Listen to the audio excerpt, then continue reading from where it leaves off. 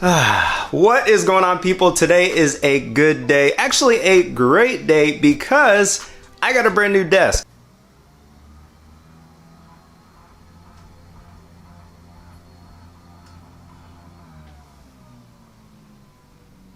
So the folks over at FlexiSpot sent me one of their new electronic sit-stand desks. So I want to show you guys basically how I've got it set up in my office, as well as the kind of stuff that I use on a day-to-day basis. So let's go ahead and check it out. So the desk itself is 55 inches in length and 27.5 inches in depth.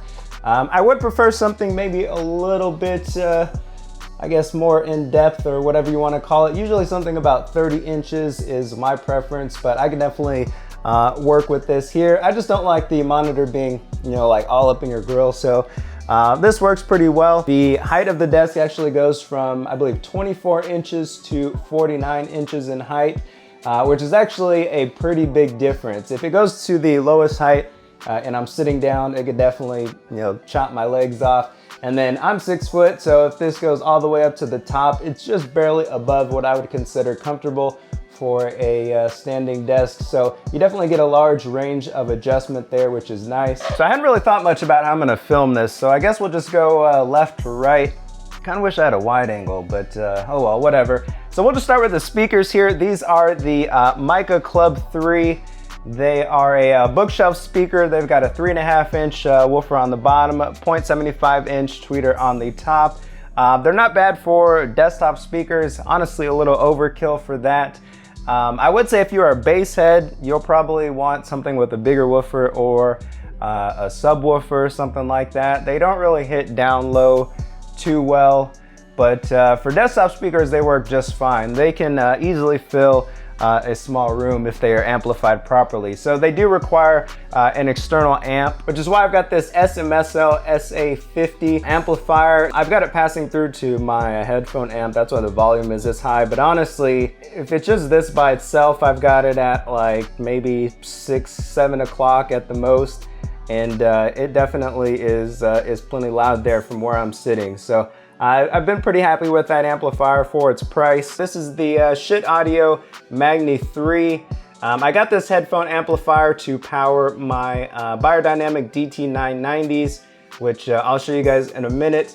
Those are pretty hard to drive, so I wouldn't actually recommend anything less than this in terms of driving them. I honestly wish I had something just slightly more powerful, or some different headphones, but overall I've been pretty satisfied with it. As you guys can see, I don't have the DAC right now, so everything is just going directly into my motherboard, which it works fine for now. If we back it on out here, you guys can see my Ikea lamp. I forgot the model name, but I'll put links to all this stuff down in the description so you guys can check it out on your own if you want. But just to add a little bit of lighting to the desk setup here, nothing too crazy. Maybe in the future I can have like an RGB LED up there or something like that, but just wanted a simple like grown setup, I would say. As for the monitor, this is a 23-inch Acer H236HL BID. I got this monitor actually I believe probably when it first came out. It's an IPS monitor. I think it's 6-bit though, so it's not really anything special. Better than TN, but it's pretty much a budget 1080p 60 hertz panel. I want to get something, either a ultra wide monitor or something like that. I want to get an ultra wide monitor, or maybe a second monitor over here, maybe something like a 1440p nice IPS, something like that, and then a 1080p 144 hertz monitor or something like that. I just want, I want nice colors, and I want a high refresh rate as well. So I'm not really sure what I want, but I definitely need to get rid of this. This is just a super budget setup. And you can see it's attached to this Logitech monitor stand. Probably one of the nicest monitor arms I've actually seen in person. It deserves to be in like some doctor's office or something like that. It's really nice. And one thing I like about it is it's got a pass-through on it. So you've got your mic and headphone jacks, and then a USB 3.0. The reason I like the mic and headphone jack pass-through is because I actually have a mod mic with my headphones. So headphones get plugged into the amplifier here, and then the microphone goes there. which simplifies the setup greatly. So big fan of that. And I guess I should go ahead and talk about these headphones before I forget. So these are the Biodynamic DT990 Pros. I use these for gaming and listening to music, things like that. If you guys have ever looked at any reviews for these headphones, I would say they are pretty spot on. There really isn't anything I can add that hasn't been said about these before, but they are an open back headphone, so I kind of got these mostly for the sound stage. And then the bass, they were supposed to have a lot of bass as far as open headphones are concerned. The highs can be a little harsh depending on the type of audio that you are listening to. I think I've gotten pretty much used to it, but yeah, I would just say, just look at the reviews, they're pretty spot on. Also, you can see here, there is a mod mic attached. This is the Mod Mic 5, pretty much the best microphone, at least of this style, that I have heard. You just have to make sure that the rest of your audio line or source, whatever, is on point, because if there are any shortcomings, it will definitely pick up in the audio quality here. But if you can get everything else crystal clear, this thing sounds amazing. I think probably the best thing that you can buy aside from going to a desktop mic. Now, as far as this keyboard goes, this is the Drevo Caliber keyboard. It's actually a Bluetooth keyboard, mechanical keyboard, but I don't ever use it that way. The reason I actually use this is because of the form factor. It's really tiny. There is no numpad on the right side. Also, the F keys are gone. They've actually been combined with the number row here. So it really keeps the form factor small, which I like for gaming, because I hate hitting the mouse into the side of the keyboard, or just, I don't know, I just like the small form factor a lot better when it comes to a gaming PC. Obviously, if this was for just productivity, I would want a full-size keyboard, but for anything else, I prefer something like this. And then, of course, I've got the mouse next to it. Let me get a little closer for you guys. I hope this isn't too dark, by the way, but this is the Logitech G Pro. This is my daily driver. I've pretty much been using it since this mouse was released. So it's pretty lightweight. It's got a 3366 sensor in it. I like the shape. I like small mice that are lightweight, so it doesn't feel like I don't know. It's just easier to move around when you need to aim quickly and stuff like that, which is what I prefer. It's got a little bit of lighting there. I don't really care about that. It's just there to match the keyboard, and I really like the scroll wheel. Also, if you see this weird thing back here, this is the mouse bungee. It's just a generic one from Amazon. Yes, it works. I've got it kind of set up here now just to keep my cord from getting caught on the edge of the desk. You can also kind of set it up to where you are playing and the cord itself does not touch the desk, so you don't get any type of drag or anything like that, and it almost feels like you're playing with a cordless mouse in a way, just a little bit. Now, this mouse mat itself is from Cooler Master. I forget the size, but it's pretty damn huge. I like it. It seems to get less dirty than the other pads that I've used in the past. That actually sounded bad, but yeah, I like it. It's a mouse mat. Now, for my FIFA extravaganzas, I've got this controller here. This is just the standard Xbox One controller, nothing too fancy with it. I replaced the USB cable that was on here because the other one was getting all screwed up and bent and everything else. But yeah, just a standard Xbox One controller. I don't use it wirelessly because I hate having to deal with batteries with my controllers. This is the Logitech C920. Probably the most popular webcam on earth. It's pretty decent for a webcam. It doesn't really hold a candle to you know, any mirrorless or DSLR, probably even a decent point and shoot, but works well. I use it for streaming. And then to the right of my desk is my PC. So this is a Be Quiet Dark Base Pro 900. It's a full tower case, so no, I'm not putting it on my desk, but check this out. Got wireless charging there at the top, so I like to actually take advantage of that now. I never used it before, but I use that from time to time now. This has got a Ryzen 7 1700 in it, overclocked to 3.9 gigahertz. It's got 16 gigabytes of RAM at 3000 megahertz. We've got a GTX 1070 in there.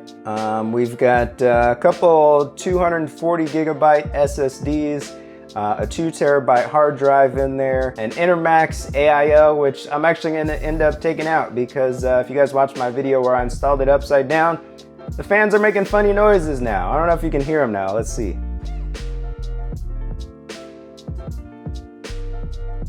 You might be able to hear that, but yeah, they gots to go. So we're gonna be swapping that out soon, but yeah, that's my PC setup. I'll probably just throw some B-roll on top so you guys can get a look at it on the inside. There's also cable management under the desk, as you guys can see here, with these kind of metal bars. They're not the nicest to work with. I feel like they're mainly just to hide like the control boxes for the motors and stuff. So I would recommend, if you still need to manage your actual cables, that you pick up something else.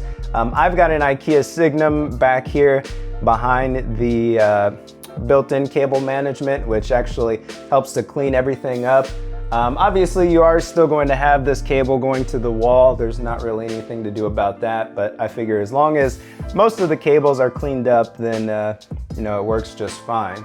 If you want to put your PC on top of your desk along with like your speakers or something like that, you probably want something that's around 65 inches versus the 55 that we have here. I've tried putting it on here and it actually just feels a little bit cramped once you've got that on there. So I would recommend something a little bit longer if you want that.